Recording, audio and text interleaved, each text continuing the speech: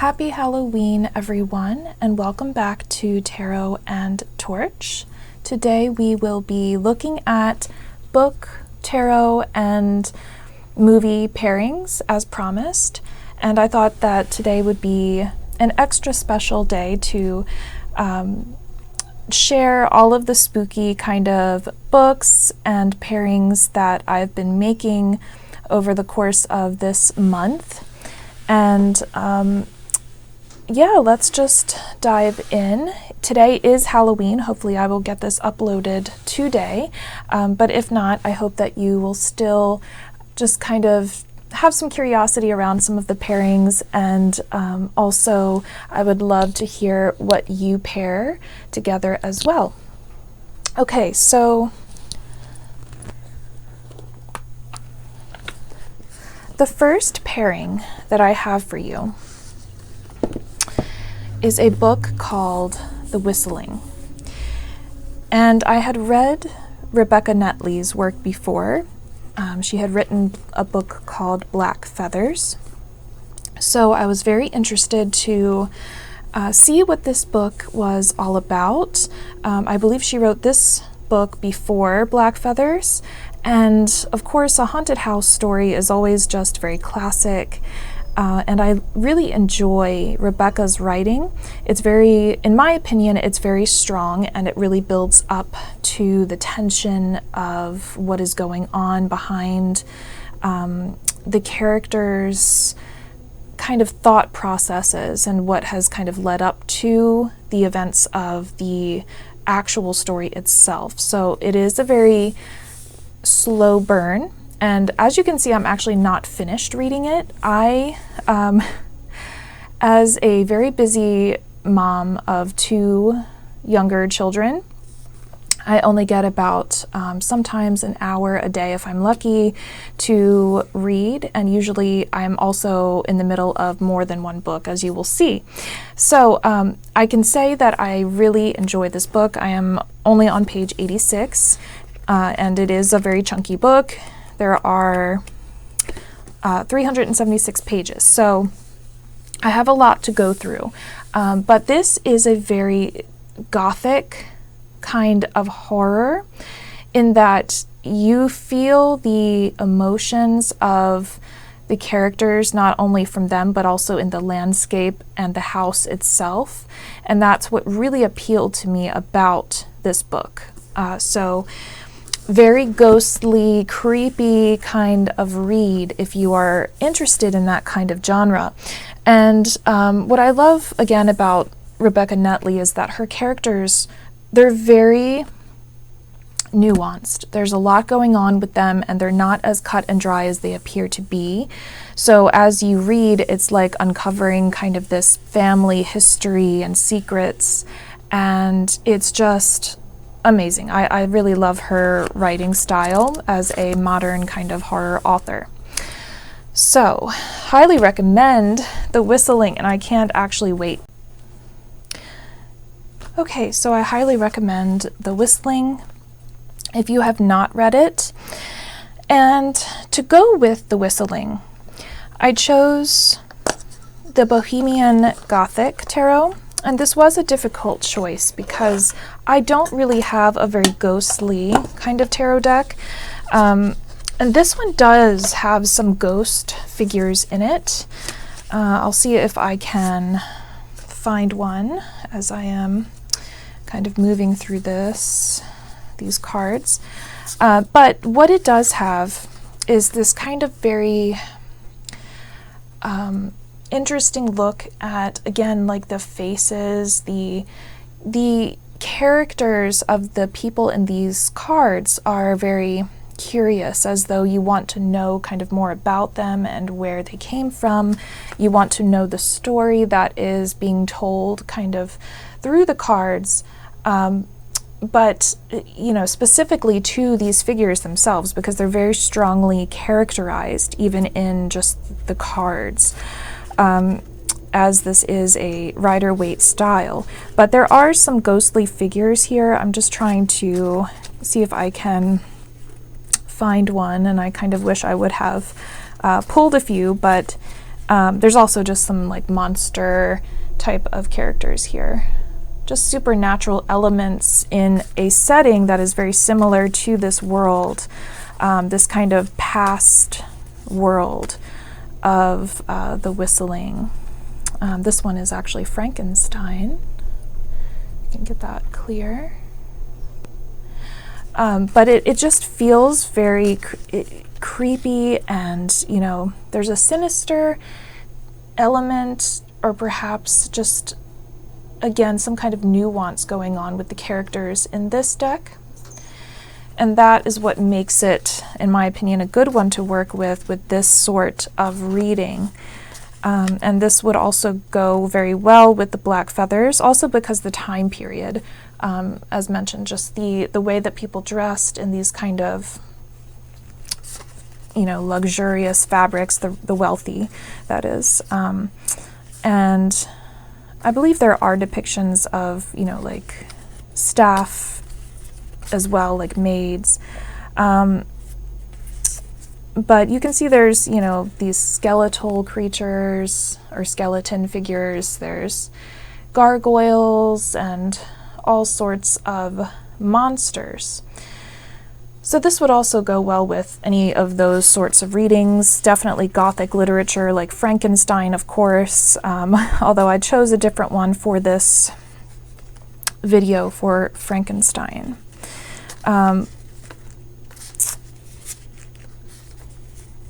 But this is really beautiful to work with. It also just goes very well with, again, the imagery and the colors that I would imagine if I were to make a deck for this book. So here's one. There's a little ghostly child in the background here. See if I can get it clear. There it is. Okay, so there's, in the background of the card, you can see this little wispy white child. And so that's the sort of feeling that this book evokes. So the Bohemian Gothic is a good pairing for this, in my opinion.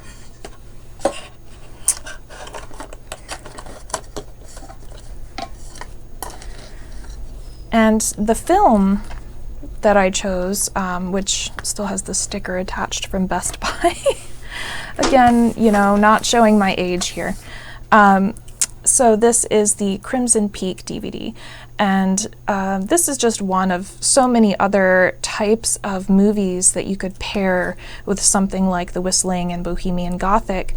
But we have this ghostly story about, you know, this house that has all of these secrets and family dynamics that are very shady and very complex. And so I feel that it just has that feeling. And, you know, the quote at the top even says, "Love makes monsters of us all." So beautiful film also, just with the images portrayed. You can see even on the box they have, you know, the skull and the dragonfly and butterfly and wings, and it's just so very interesting.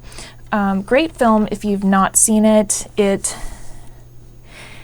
It's very artfully done. I enjoy the aesthetic of it very much, and it does feel like a proper kind of Gothic film. It is directed by Guillermo del Toro. So sorry if I mispronounced that, but so it has that very dark feel to it, and the characters, of course, are very strong, a lot of strong acting in the film itself. And I don't want to give any spoilers away for anything, but it just has that kind of same feeling of there's something deeper here that needs to be kind of looked at, explored. You need to really pause and think about it, and that things are not kind of what they appear to be on the surface.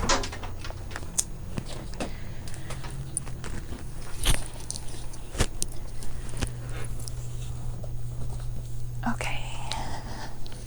Next up, the book that I chose was Dracula. I couldn't make this video without doing this. Now, this is a book that I read every fall, generally in October. But sometimes I will continue reading these stories even late into the winter. But Dracula is by far my favorite Gothic tale. And I feel that it has a lot to do with where I was in my life when I first read it, which was in high school. And I really just was very fascinated by vampires. I still am. But the way that this book was written through letters and these interesting kind of first-hand experiences as well kind of added an interesting element to the story.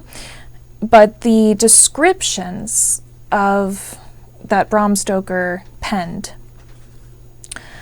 of the carriage ride up to the castle, the kind of folklore around the Count and what was going on in the castle, as well as the descriptions of the Count and the castle itself, were very interesting to me, very drew me in to a point that I can't even explain. I just love everything about this book. My life in many ways was shaped by this story and this book, and it just fostered this strong love of Gothic literature in me.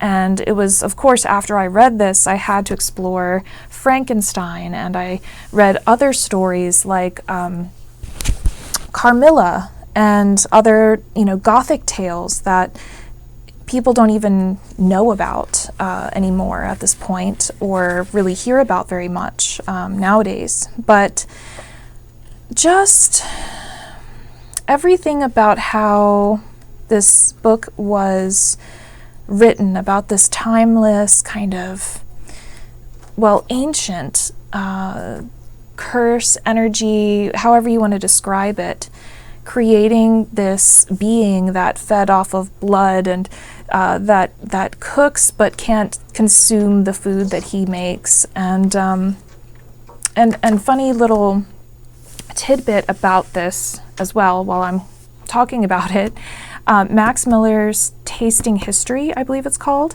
or A Taste of History, he just made a special about Dracula's meals, and I could not stop watching that. I loved everything about it, and it even kind of dovetailed into other topics, like Jack the Ripper, and kind of, the time period that was in, and how it linked back into some of the things he was researching when he was researching Dracula's time period and the food. But highly recommend that as well if you've not seen that and you're interested in the history of cooking or just Dracula or vampires. Anyhow, back to the book itself. The story of Dracula has so many themes that we still find very gripping. Temptation, it has, of course, the fear and the fear of the unknown, the fear of ancient evil and kind of our past catching up to us, guilt, and just all of these things that really are, of course, still something that we deal with today, just in different ways. Even though it was written so long ago and about something that in a lot of ways may not seem relevant, it has a very deep kind of subconscious grip on us, which is why the story continues to be told. So I love this book. I mean, you guys probably already know the story of Dracula, so there's no need for me to even go on and on about it. But the deck that I paired with this, of course, is the Tarot of Vampires. And I mean, this deck is Dracula. I mean, the images are very luscious, just like the writing, very rich, very romantic, beautiful. We have this image of this cross-like scepter with these beautiful red roses, and the cross is glowing. And you could imagine this easily being in the film Dracula as well, with especially the one that I'm going to talk about, Bram Stoker's Dracula, because of the romance, just the intricate kind of colors and vibrancy of the passionate elements of the story. These are depicting vampires not as just flat, beings, but there's some depth to these beings that you may not expect. They're not just mindless carnivore type beings. They have spirit even. You could argue this high priestess, though she's a vampire, she has this intuitive kind of spiritual energy about her. And so, and there is, of course, the more kind of physical aspect of the strength of vampires, the speed of vampires. But there's also just this other side of them that comes out through some of these stories, such as if you think of Anne Rice, for example.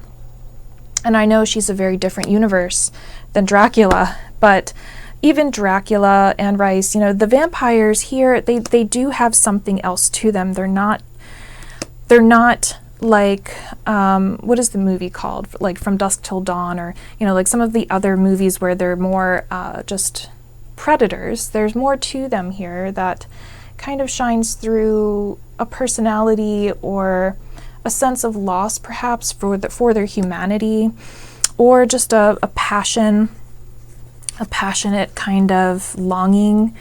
So there's just so much more to explore through these archetypes than one might, guess if they're only seeing vampires for something like, maybe this card kind of represents like just this aggressive kind of powerful energy, which has its place, certainly, especially in readings. Sometimes that is something that we need to tap into. But there's a lot more about vampires when it comes to kind of their past that they kind of reminisce about, or, that idea of immortality itself and what that takes from us. So, very beautiful deck. I won't show you every card, I promise. But very beautiful, powerful deck, and goes perfectly, absolutely perfectly, in my opinion, with Bram Stoker's Dracula. And there's the backs with the beautiful rose and the red symbolizing that vitality, that spirit, passion. And of course, Bram Stoker's Dracula as a film. Don't mind the box. Again, I think it's so interesting. I might be the only person still that owns DVDs, because I swear anytime I go to purchase a DVD, it's so hard to find anymore. Everyone wants streaming film. So Dracula, Bram Stoker's Dracula. Love this movie, absolutely beautiful. I watch it all of the time. Another thing I return to in the fall is this movie, usually after or during when I'm reading Bram Stoker's Dracula. So the film is very sensual. It, of course, plays on a love story between Dracula and Mina Harker. So it's sexy, it's passionate, it has so much drama, and plays up the connection between, this temptation of being with Dracula or being with her husband. And so there's also this element of choice and temptation and spirit as well, because there is this unexplained kind of past life connection between Gary Oldman's character Dracula and Mina. So there's a lot of, I find that very interesting, the fact that Mina is supposed to be this kind of reincarnation of Dracula's past wife is just fascinating to think about. So, and that just begs the question too about fate and free will and what is better and which one is more meant for us. So it's all about choices, very much like the Lover's card and the Devil card as well, which are really just mirror images of one another. Okay, so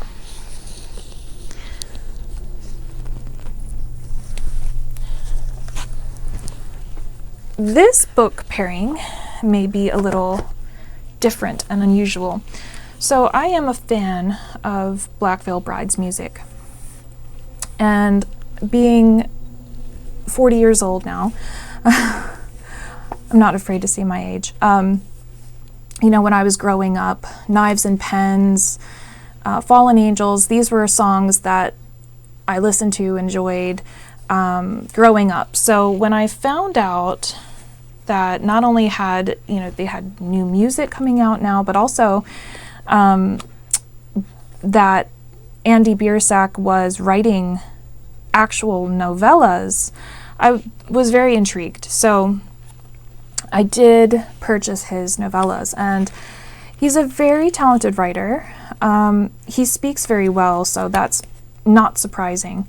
And he wrote this tale called Bleeders, which is based on Sweeney Todd, which is one of his favorite kind of horror stories, or at least one that has impacted him in his life. So this story is written in the perspective of Sweeney Todd, mainly. It's not a first-person read, and it is very short. It's a novella, so it's 157 pages, and this is just really a different kind of thing to read for my rotation for this time of year.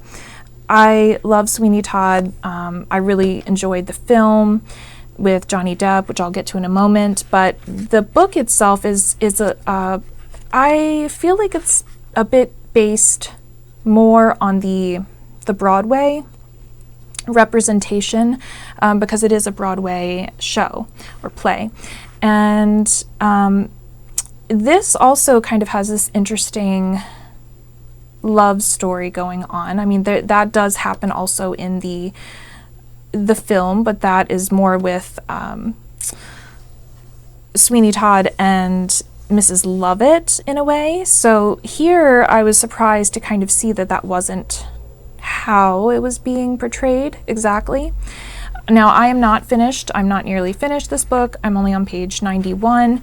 As I said, I'm trying to get as many spooky books in as I possibly can, you know, during October. And now October is gone, so it's going to be November. But really, Sweeney Todd is more of a winter tale, in my opinion, just because it feels very much more like a winter tale. But back to the writing in the book, very, very well done. I appreciate the differences and the nuances of the character, and kind of a little bit more of a closer look to what's going on in Sweeney's mind, and kind of how he was planning everything, which, you know, naturally it comes through a little bit in the film and in the Broadway, but not as much as a novella, where you can actually talk more about the thoughts and the feelings that are happening kind of behind all of the action. So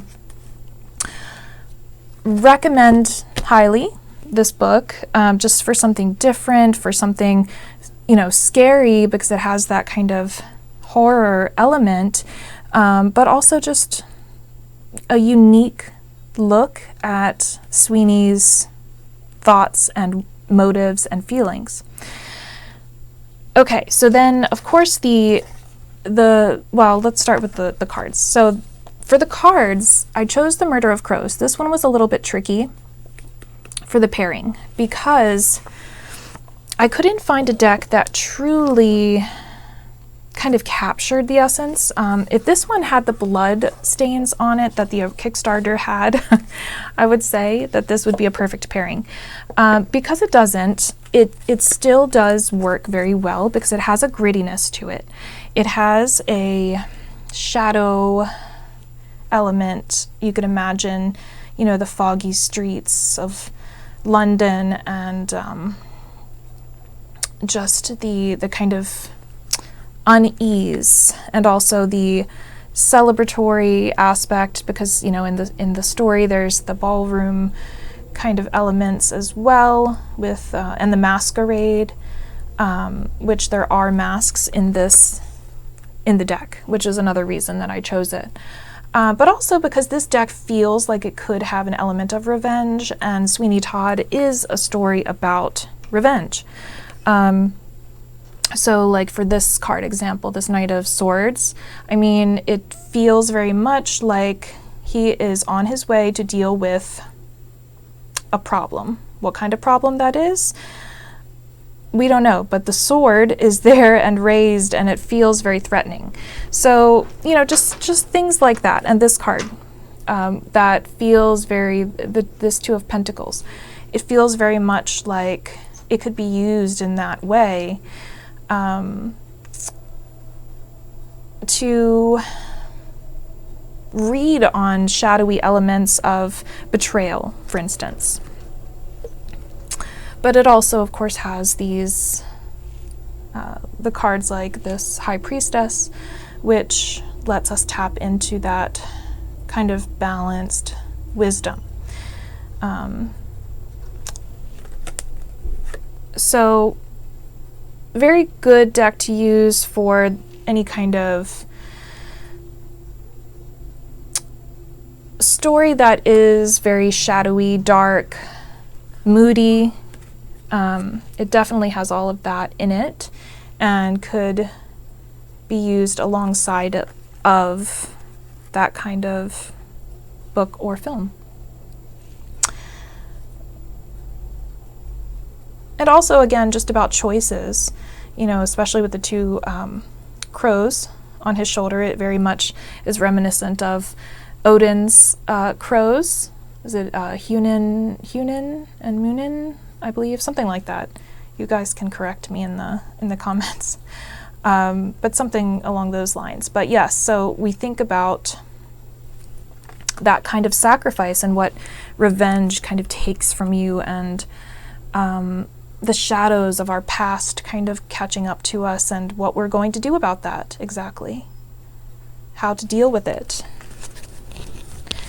So that is the Murder of Crows and Sweeney Todd. And then we have the film to talk about as well, which, again, probably doesn't need very much introduction. Mercury's about to retrograde, guys. So pardon my, my lack of clear enunciation and pronunciation. So Johnny Depp in this film, outstanding, beautiful film, beautiful box even. Of course, I got the special edition when it came out. So, I mean, visually stunning. We see that, you know, the red and the silver elements and the black. Really nothing to say here. This whole film is beautiful, and, you know, we have Johnny Depp's real voice.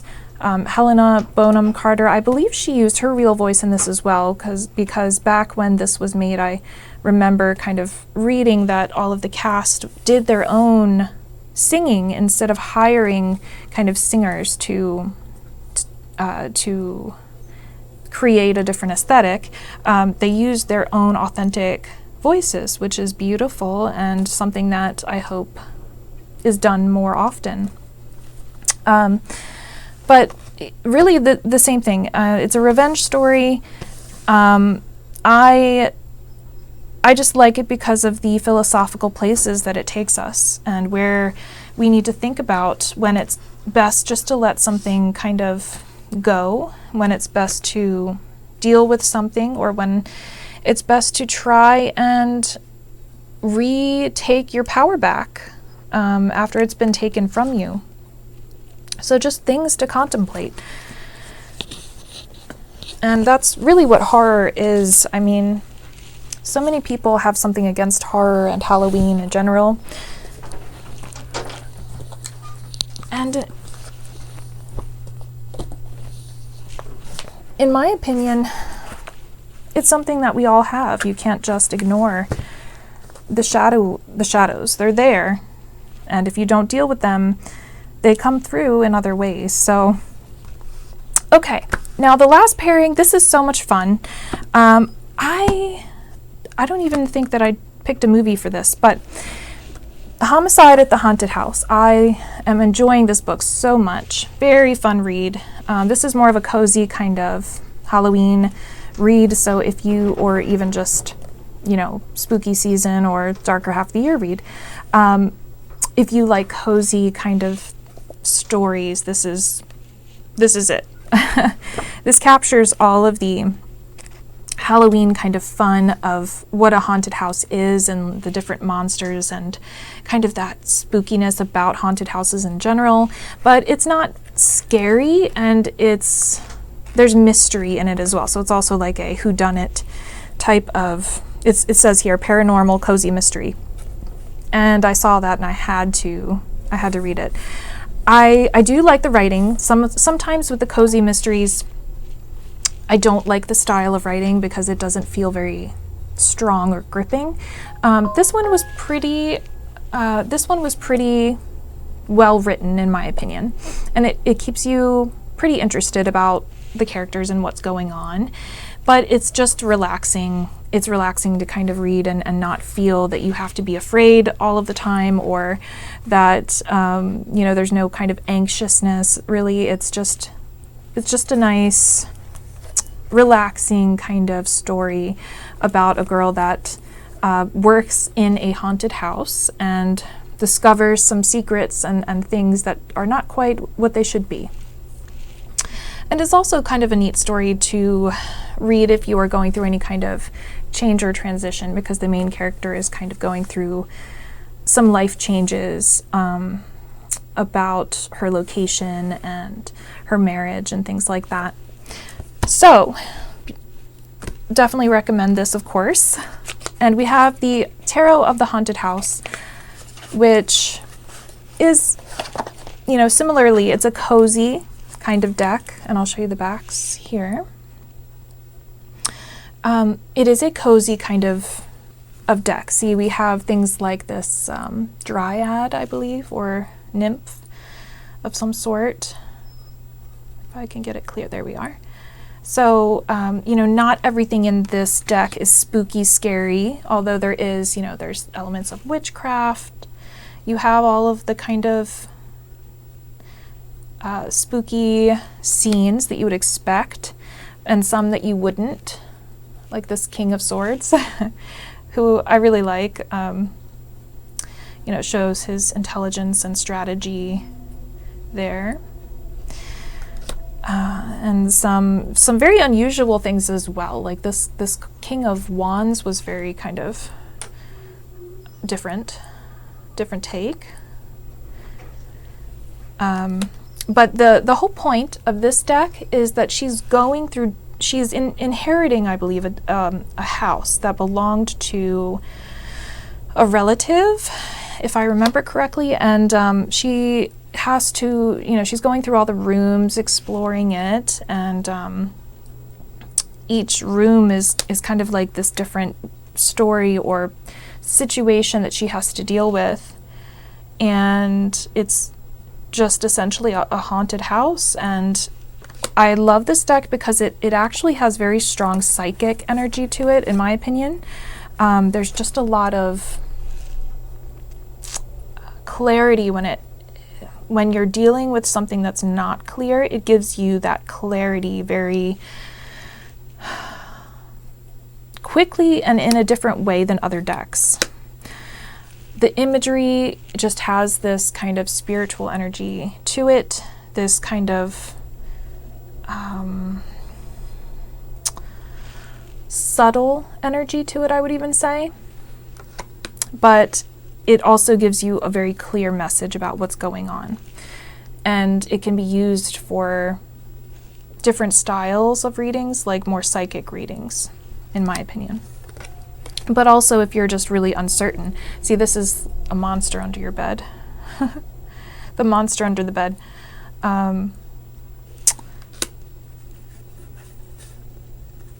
And then I believe at the end she kind of escapes the haunted house in the last card. But see, here's a Ouija board here for the Two of Wands.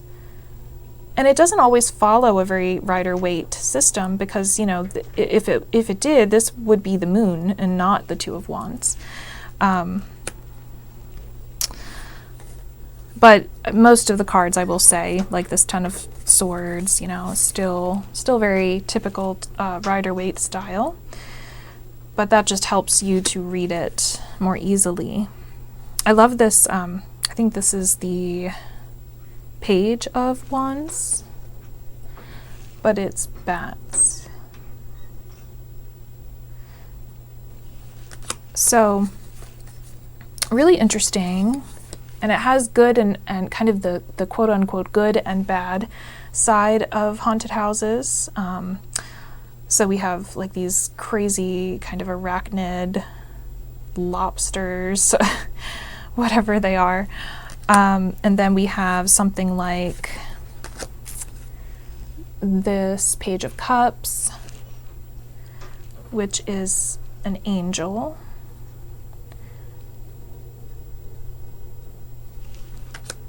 There's a voodoo doll. And then there's kind of like this friendly witch figure. So it has a nice balance of light and dark. If you are someone that, again, you know, you want something that's not terrifying, maybe even a little humorous, this could be fun. And I don't know, for a movie, I would say maybe something like Casper would kind of go well with this. I'd have to really think about that. I think Casper would go well because it's kind of a friendly ghost still in a haunted house setting. The Addams Family, perhaps. You know, things that are kind of cozy, like in that way, that still have some elements of spirits, ghosts, and the supernatural. Even the show Supernatural. Lots of other things you could pick. Charmed, maybe. Let me know what you would pair with the Homicide at the Haunted House. I'm sure there's a lot of movies that I'm forgetting to mention. So I hope that you enjoyed this. I really love doing things like this, and it gets my brain moving and seeing aesthetics in a different way. And in my opinion, all of this kind of, even though it seems a bit superficial, it really can help your readings to stretch your kind of psychic ability as well as your way of being able to intuit messages from the cards by framing it in certain perspectives. So please let me know what you thought about this video. I can do this with other books and movies, also throughout the seasons. I intend to do more of these. And if you have made it this far, please leave a, I don't know, is there a haunted house emoji? Please leave a, let's do a rose emoji for the Gothic literature, I think. And thank you all for being here. Thank you if you have been returning, and thank you if you have subscribed. It all means so very much to me, and I will see you very, very soon.